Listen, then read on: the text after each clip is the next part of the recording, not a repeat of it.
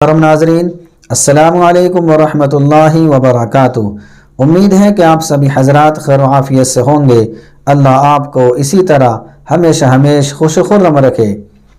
آج ایک صاحب کی جانب سے سوال آیا ہے۔ وہ یہ سوال کرتے ہیں کہ میں ایک پینٹر ہوں اور پینٹ کی چھینٹیں ہاتھ پر لگ جاتی ہیں، تو کیا اسی حالت میں اگر میں وضو کروں تو وضو ہو جائے گا؟ تو اس کا جواب یہ ہے کہ اگر پینٹ چپکدار ہے اور اس کی تہ جم گئی ہے اور وضو اور غسل کے وقت کھال تک پانی نہیں پہنچ پا رہا ہے، ایسی صورت میں اگر وضو کیا جائے گا تو وضو نہیں ہوگا۔ اب اس پینٹ کو چھٹانے کی کوشش کرنی چاہیے، لیکن کوشش کے باوجود اگر پینٹ نہیں چھٹ رہا ہے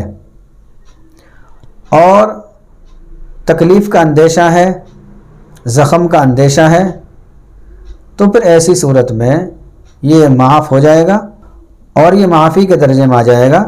اب اس حال میں وضو کیا جا سکتا ہے، لیکن بہرحال کوشش ضرور کرنی چاہیے۔ اور اگر پینٹ صرف کلر ہے اور کھال تک پانی پہنچنے کے لیے وہ رکاوٹ نہیں بن رہا ہے، یعنی وضو کے دوران یا غسل کے دوران کھال تک پانی پہنچ رہا ہے، تو اب کوئی مسئلہ ہی نہیں ہے، وضو ہو جائے گا۔ اور اسی طریقے سے اگر غسل کی ضرورت پیش آ جائے تو غسل بھی ہو جائے گا۔ دوسرے صاحب یہ مسئلہ بیان کرتے ہیں کہ ووٹ ڈالنے جس وقت ہم جاتے ہیں، وہ لوگ انگلی پر کچھ سیاہی لگا دیتے ہیں اور وہ سیاہی کا نشان کئی دن تک باقی رہتا ہے، تو کیا اس کے لگے ہوئے ہونے کی حالت میں وضو ہو جائے گا؟ دیکھیے، ووٹ کی جو سیاہی ہے وہ صرف سیاہی اور روشنائی ہوتی ہے، اس کی پرت نہیں جمتی۔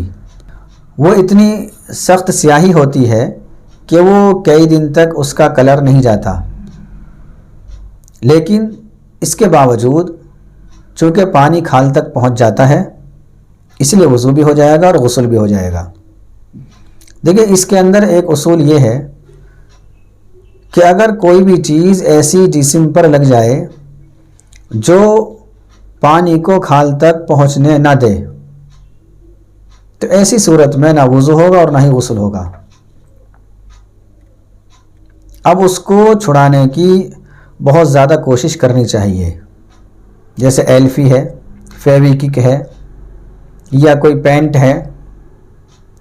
تو اگر ایسا پینٹ ہے یا فیویکوک ہے جس کی وجہ سے پانی کھال تک نہیں پہنچ پا رہا ہے، تو اب اس کو چھڑانے کی حتی الامکان کوشش کرنی چاہیے۔